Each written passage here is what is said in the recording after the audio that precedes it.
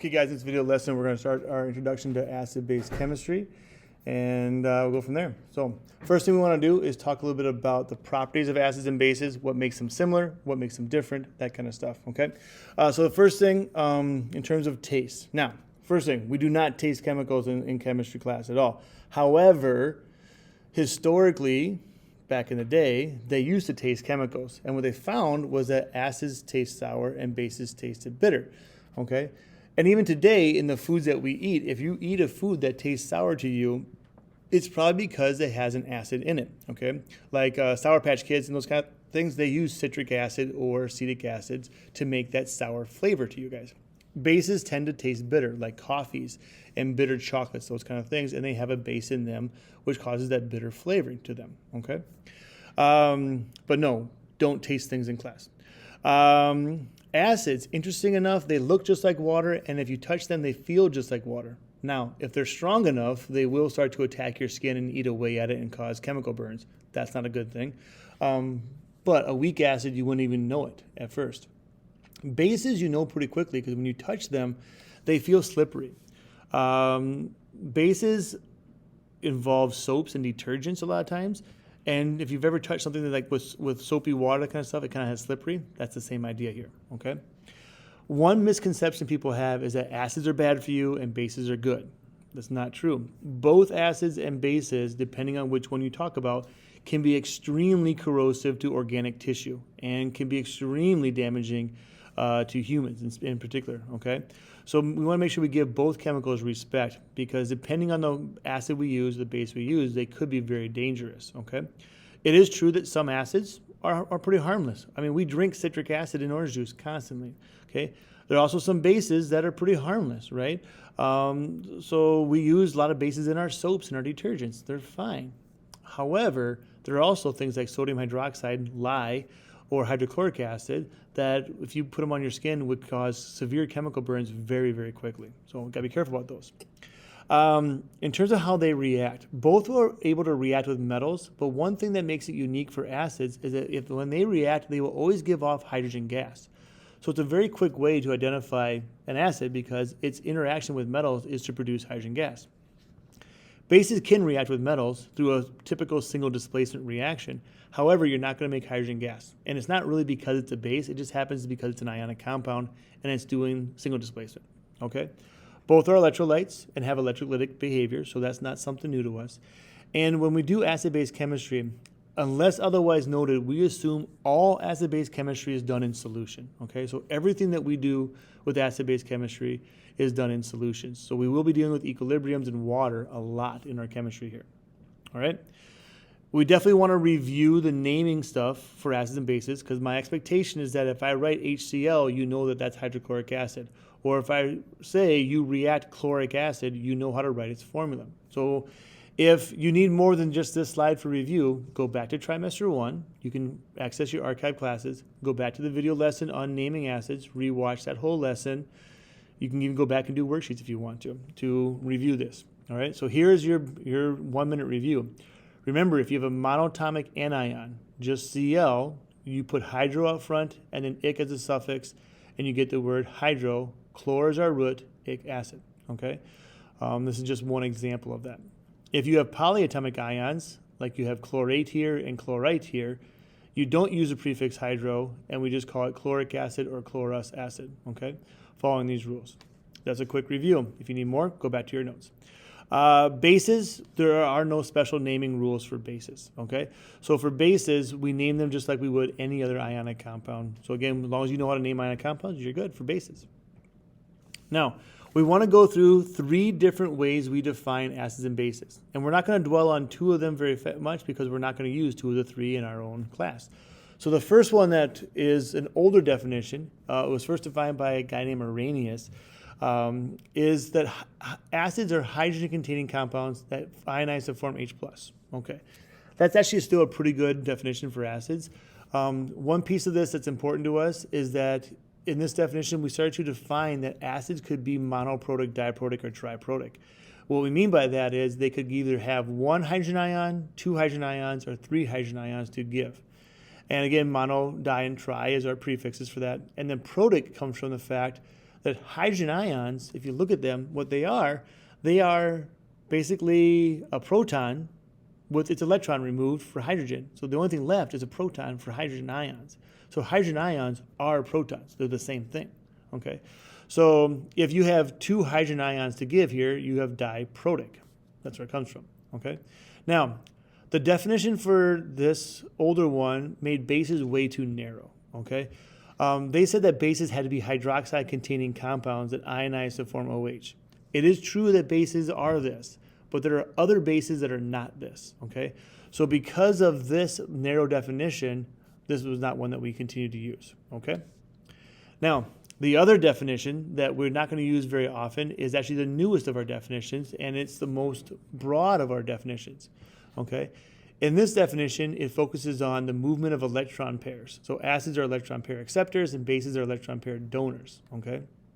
The reason why we don't commonly use it is because in your normal everyday kind of introduction chemistry, there's an easier way to focus on it without having to track every single electron the entire time you do your chemistry, okay? But it's worth mentioning because if you go into a chemical chemistry or a chemical engineering type of field, or even like an electronics type of field, you will be dealing with higher level chemistry, and classes like organic chemistry, biochemistry, physical chemistry will start using this definition to talk about acids and bases. So it's worth mentioning. Now, the definition that we're going to use was defined by a couple of guys called Bronsted and Lowry, and so this is often called the Bronsted-Lowry definition for acid bases. It's the one that works well for your normal chemistry stuff. In that case, acids are hydrogen ion donors, so they are proton donors. Bases are hydrogen ion acceptors, so they're able to accept a hydrogen ion. Notice here that bases now have been defined by their ability to gain hydrogen ions, not the need for them to have hydroxide in them. It is true that your strong and most powerful bases have hydroxide, but there are other bases that don't have hydroxide that do accept hydrogen ions, and they do have basic properties, okay? So that is going to be our working definition. Let's go down here and start to identify them, right? So in any reaction that you're putting two things together, if it's an acid-base chemistry scenario, one will be the acid, the other will be the base.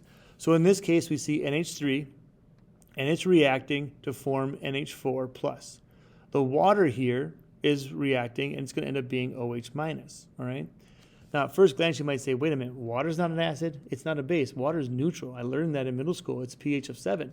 Very true when it's all by itself. But water can take on acidic behaviors or basic behaviors. We're going to find out as we kind of go through the next few minutes here, okay? So in this case, because the NH3 gained a hydrogen ion and became the ammonium ion, it's the base.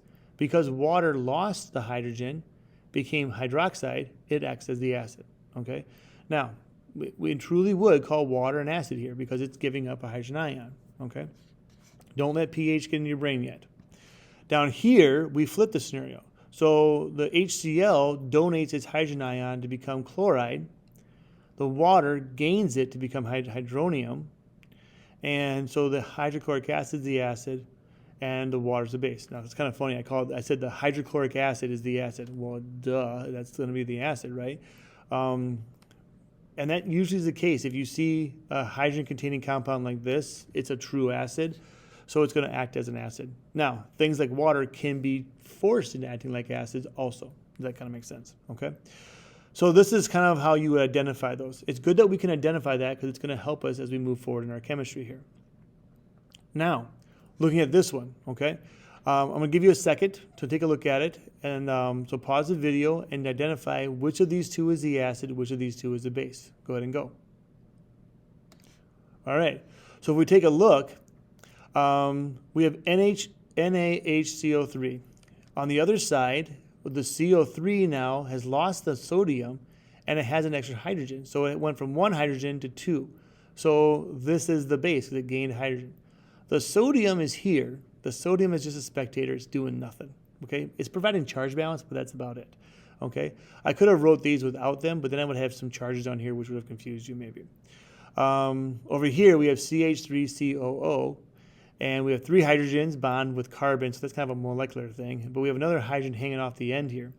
Over here, that hydrogen is now gone. So it has donated this hydrogen to here, so it is the acid in this case. This is actually baking soda, which is a base. This is vinegar, which is acetic acid or is an acid. The question is, what about the reverse? Because this is an equilibrium. So with an equilibrium, we actually have the reaction running in two directions. So if we have an acid here and a base here, what happens with the reverse? Can we identify the acid and base for the reverse reaction? Follow the same rules, we should be able to do that. So over here, we have H2CO3, and it's going back to NaHCO3. So it is losing the hydrogen in reverse. So it is acting as the acid. Here, we have CH3COO with a sodium. Over here, it's the CH3COO with a hydrogen. So it's gained a hydrogen. So it's acting as the base, okay? So in the reverse reaction, we now have the acid here and the base here. Now you'll notice the base over here becomes the acid over here. The acid over here becomes the base over here. And that is actually intentional, okay? And we give them special names. So up here we see that the acid for the forward reaction always becomes the base when run in reverse. We give that base a special name. We call it the conjugate base, all right?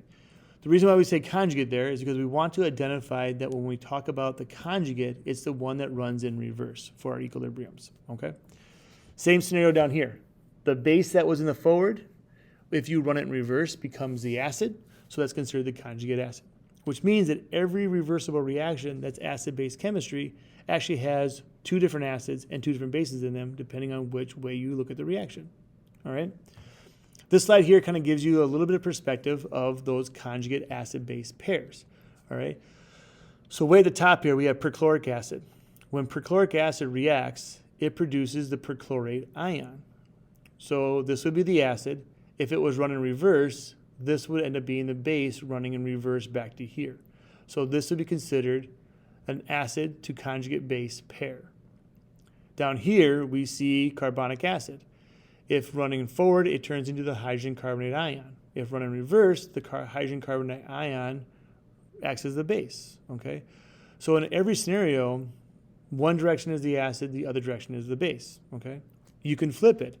If this is your base, the cyanide ion, and you run it in a forward reaction, the hydrogen cyanide run in reverse would then be the acid for it, okay? It's also important to note strength, okay? So the stronger you get in terms of your acid or your base, the weaker its opposite or its conjugate is. What I mean by that is we see hydrogen chloride or hydrochloric acid here. It's under our list of our stronger acids up here. So it is a really strong acid. The chloride ion acting as a base is very weak. Okay, notice how this is on the weak side, this is on the strong side. We go down here, ethanol acts as a really, really, really weak acid.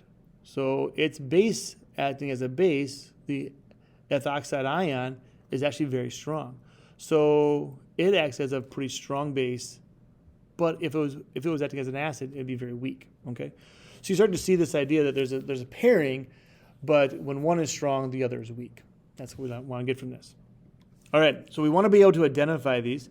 So here we go. We have our acid-base pairs. So take a minute here and identify them, and then identify their conjugates, and we'll reconvene in a second. Go ahead and go. Okay, so let's check them out now. So as you look at these things, we have our acid turning into the conjugate base. We have our base turning into the conjugate acid. We have our acid to conjugate base. We have our base to our conjugate acid.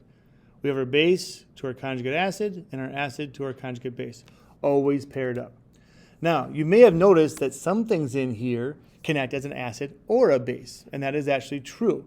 So chemicals that are able to act as both an acid or a base, we give them a special term. We call them being amphoteric, okay?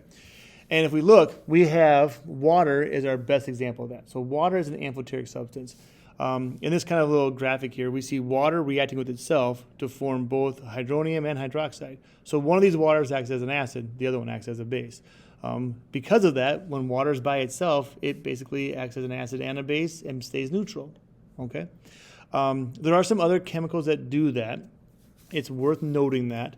The most common one is NH3. That's the ammonia. So ammonia, because it has hydrogen, can give up more hydrogen and act as an acid, or because it can form the ammonium ion NH4 it can also act as a base. Okay, more often it acts as a base, actually going from NH3 to NH4 That's pretty common for ammonia. Some other substances acting as ions can also act as acids or bases. How is that possible? Well, one, they have to contain hydrogen. Notice how everything here contains hydrogen. Okay, if you don't have hydrogen, you can't be an acid because you have to be able to give up hydrogen to be an acid. But they're also negatively charged. By being negatively charged, they're able to accept more hydrogen to neutralize them. Okay, so think about this, like the HCO3 1-. If it were to gain a hydrogen, it could become H2CO3 neutral, or and then it would be accepting the hydrogen, so it can act as both a base or an acid. Okay, so besides water and ammonia, these are the only two neutral compounds I'm going to expect you to know that can be amphoteric. The other amphoteric things are polyatomic ions that contain hydrogen. Okay, so there are hydrogen-based polyatomic ions. There you go. All right, everybody, that is our stuff on acid-base introduction. Next slide, we go into water and how it self-ionizes.